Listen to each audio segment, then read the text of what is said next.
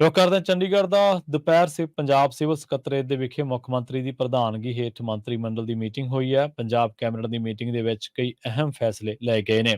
ਇਸੇ ਦੌਰਾਨ ਆਜ਼ਾਦੀ ਕਾ ਅੰਮ੍ਰਿਤ ਮਹੋਤਸਵ ਦੇ ਤੀਜੇ ਪੜਾਅ ਦੇ ਮੌਕੇ ਕੈਬਨਿਟ ਨੇ ਸੁਤੰਤਰਤਾ ਦਿਵਸ ਤੋਂ ਪਹਿਲਾਂ ਸੂਬੇ ਭਰ ਦੀਆਂ ਜੇਲ੍ਹਾਂ ਦੇ ਵਿੱਚ ਬੰਦ 45 ਕੈਦੀਆਂ ਦੀ ਸਜ਼ਾ ਦੇ ਵਿੱਚ ਵਿਸ਼ੇਸ਼ ਛੋਟ ਦਾ ਫੈਸਲਾ ਕੀਤਾ ਹੈ। ਭਾਰਤੀ ਸੰਵਿਧਾਨ ਦੀ ਧਾਰਾ 163 ਅਧੀਨ ਕੈਬਨਿਟ ਦੀ ਪ੍ਰਵਾਨਗੀ ਮਗਰੋਂ ਇਹ ਵਿਸ਼ੇਸ਼ ਛੋਟ ਦੇ ਕੇ ਇਸ ਛੋਟ ਦੇ ਕੇਸ ਭਾਰਤੀ ਸੰਵਿਧਾਨ ਦੀ ਧਾਰਾ 161 ਦੇ ਅਧੀਨ ਵਿਚਾਰਨ ਦੇ ਲਈ ਪੰਜਾਬ ਰਾਜਪਾਲ ਕੋਲ ਭੇਜੇ ਜਾਣਗੇ। ਪੰਜਾਬ ਕੈਬਨਿਟ ਨੇ ਪੁਲਿਸ ਵਿਭਾਗ ਦੀ ਸਾਲ 2019 ਦੀ ਸਾਲਾਨਾ ਪ੍ਰਬੰਧਕੀ ਰਿਪੋਰਟ ਨੂੰ ਵੀ ਪ੍ਰਵਾਨਗੀ ਦਿੱਤੀ ਹੈ। ਕੈਬਨਿਟ ਨੇ ਸੂਬੇ ਦੇ ਵਿੱਚ ਸ਼ਾਸਨ ਦੇ ਵਿੱਚ ਹੋਰ ਸੁਧਾਰ ਲਿਆਉਣ ਦੇ ਲਈ ਆਰਟੀਫੀਸ਼ੀਅਲ ਇੰਟੈਲੀਜੈਂਸ ਦੀ ਵਰਤੋਂ ਦੀ ਵੀ ਸਹਿਮਤੀ ਦੇ ਦਿੱਤੀ ਹੈ। ਇਸ ਫੈਸਲੇ ਦਾ ਮੰਤਵ ਸ਼ਾਸਨ ਦੇ ਵਿੱਚ AI ਦੀ ਵਰਤੋਂ ਦੇ ਵਿੱਚ ਪੰਜਾਬ ਨੂੰ ਮੋਹਰੀ ਸੂਬਾ ਬਣਾਉਣਾ ਅਤੇ ਨਾਗਰਿਕਾਂ ਨੂੰ ਬਿਹਤਰ ਸੇਵਾਵਾਂ ਮੁਹੱਈਆ ਕਰਵਾਉਣਾ ਹੈ। ਸੜਕ ਹਾਦਸਿਆਂ ਦੇ ਵਿੱਚ ਮੌਤਾਂ ਦੀ ਗਿਣਤੀ ਘਟਾਉਣ, ਟੈਕਸ ਚੋਰੀ ਰੋਕਣ, ਸਿਹਤ ਸੇਵਾਵਾਂ ਦੇ ਵਿੱਚ ਸੁਧਾਰ, ਲੋਕਾਂ ਦੇ ਮਸਲਿਆਂ ਦੇ ਵੱਧ ਪ੍ਰਭਾਵੀ ਢੰਗ ਦੇ ਨਾਲ ਹੱਲ ਅਤੇ ਹੋਰ ਕੰਮਾਂ ਦੇ ਵਿੱਚ AI ਦੀ ਮਦਦ ਹੁਣ ਲਈ ਜਾਵੇਗੀ। ਦਾਅਵਾ ਇਹ ਕੀਤਾ ਜਾ ਰਿਹਾ ਹੈ ਕਿ ਇਹਨਾਂ ਕੰਮਾਂ ਦੇ ਵਿੱਚ AI ਮਦਦਗਾਰ ਸਾਬਿਤ ਹੋਵੇਗੀ। ਗੱਲ ਕਰਦੇ ਹਾਂ ਮੀਂਹ ਦੀ। ਭਾਰੀ ਮੀਂਹ ਪੈਣ ਤੋਂ ਬਾਅਦ ਪਾਣੀ ਦਾ ਪੱਧਰ ਇੱਕ ਵਾਰ ਫਿਰ ਸੁਖਨਾ ਝੀਲ ਦੇ ਵਿੱਚ ਵੱਧ ਚੁੱਕਿਆ ਤੇ ਜਿਸ ਤੋਂ ਬਾਅਦ ਫਲੱਡ ਗੇਟ ਖੋਲ੍ਹਣੇ ਪਏ ਨੇ। ਸੁਖਨਾ ਚੋਅ ਦੇ ਵਿੱਚ ਪਾਣੀ ਦੇ ਵਹਾਅ ਦਾ ਪੱਧਰ ਵਧਣ ਕਰਕੇ ਸੁਖਨਾ ਝੀਲ ਦਾ ਇੱਕ ਗੇਟ ਖੋਲ੍ਹਿਆ ਗਿਆ।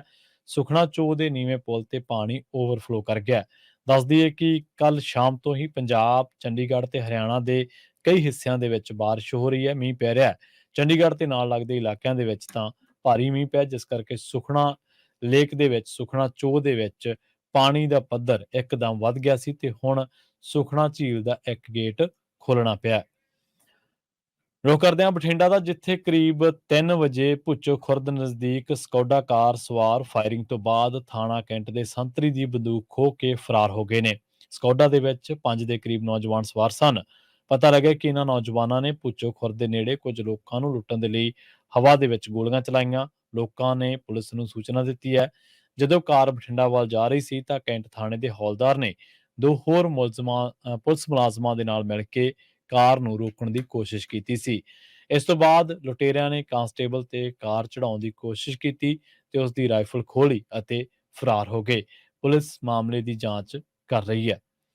ਰੁੱਖ ਕਰਦੇ ਹਾਂ ਕੁਝ ਕੌਮੀ ਖਬਰਾਂ ਦਾ। ਗੱਲ ਕਰਾਂਗੇ ਹਿਮਾਚਲ ਪ੍ਰਦੇਸ਼ ਦੇ ਚੰਬਾ ਦੀ। ਚੰਬਾ ਜ਼ਿਲ੍ਹੇ ਦੇ ਵਿੱਚ ਜ਼ਮੀਨ ਖਿਸਕਣ ਦੀ ਘਟਨਾ ਵਾਪਰੀ ਹੈ ਤੇ ਇੱਕ ਗੱਡੀ ਸਿਓਲ ਦਰਿਆ ਦੇ ਵਿੱਚ ਡਿੱਗ ਗਈ ਹੈ, ਜਿਸ ਕਰਕੇ ਗੱਡੀ ਦੇ ਵਿੱਚ ਸਵਾਰ 6 ਪੁਲਿਸ ਮੁਲਾਜ਼ਮਾਂ ਸਣੇ 7 ਜਣਿਆਂ ਦੀ ਮੌਤ ਹੋ ਗਈ ਹੈ, ਜਦਕਿ 4 ਹੋਰ ਜ਼ਖਮੀ ਦੱਸੇ ਗਏ ਨੇ। ਅਧਿਕਾਰੀਆਂ ਨੇ ਦੱਸਿਆ ਕਿ ਗੱਡੀ ਦੇ ਵਿੱਚ 11 ਜਣੇ ਸਵਾਰ ਸਨ ਅਤੇ ਇਹ ਹਾਦਸਾ ਚੰਬਾ ਜ਼ਿਲ੍ਹੇ ਦੇ ਚੂਰਾ ਇਲਾਕੇ ਦੇ ਵਿੱਚ ਤਰਵਈ ਪੁਲ ਦੇ ਨੇੜੇ ਵਾਪਰਿਆ। ਪੁਲਿਸ ਦੇ ਮੁਤਾਬਕ ਇੱਕ ਬਲਡੋਜ਼ਰ ਗੱਡੀ ਦੇ ਨਾਲ ਟਕਰਾ ਗਿਆ ਸੀ, ਜਿਸ ਕਰਕੇ ਸੰਤੁਲਨ ਵਿਗੜਨ ਕਰਕੇ ਗੱਡੀ ਦਰਿਆ ਦੇ ਵਿੱਚ ਡਿੱਗ ਪਈ ਸੀ। ਉਹਨਾਂ ਦੱਸਿਆ ਕਿ ਮ੍ਰਿਤਕਾਂ ਦੇ ਵਿੱਚ ਚੰਬਾ ਸਰਹੱਦ ਤੇ ਤੈਨਾਤ ਦੂਜੀ ਭਾਰਤੀ ਰਿਜ਼ਰਵ ਬਟਾਲੀਅਨ ਦੇ 6 ਪੁਲਿਸ ਮੁਲਾਜ਼ਮ ਵੀ ਸ਼ਾਮਲ ਨੇ, ਜਿਨ੍ਹਾਂ ਦੀ ਪਛਾਣ ਰਕੇਸ਼ ਗੋਰਾ, ਪ੍ਰਵੀਨ ਟੰਡਨ, ਕਮਲਜੀਤ, ਸਚਿਨ, ਅਭਿਸ਼ੇਕ ਅਤੇ ਲਕਸ਼ੇ ਕੁਮਾਰ ਵਜੋਂ ਹੋਈ ਹੈ, ਜਦਕਿ 7ਵੇਂ ਦੀ ਪਛਾਣ ਸਥਾਨਕ ਵਾਸੀ ਚੰਦਰੂ ਰਾਮ ਵਜੋਂ ਹੋਈ ਹੈ। ਮੁੱਖ ਮੰਤਰੀ ਨੇ ਹਾਦਸੇ ਤੇ ਡੂੰਘੇ ਦੁੱਖ ਦਾ ਪ੍ਰਗਟਾਵਾ ਕਰਦਿਆਂ ਮ੍ਰਿਤਕਾਂ ਦੇ ਪਰਿਵਾਰਾਂ ਦੇ ਲਈ ਮੁਆਵਜ਼ੇ ਦਾ ਐਲਾਨ ਕੀਤਾ ਹੈ। ਭਾਜਪਾ ਵਿਧਾਇਕ ਹੰਸਰਾਜ ਨੇ ਮਾਮਲੇ ਦੀ ਉੱਚ ਪੱਧਰੀ ਜਾਂਚ ਕਰਵਾਉਣ ਦੀ ਵੀ ਮੰਗ ਕੀਤੀ ਹੈ।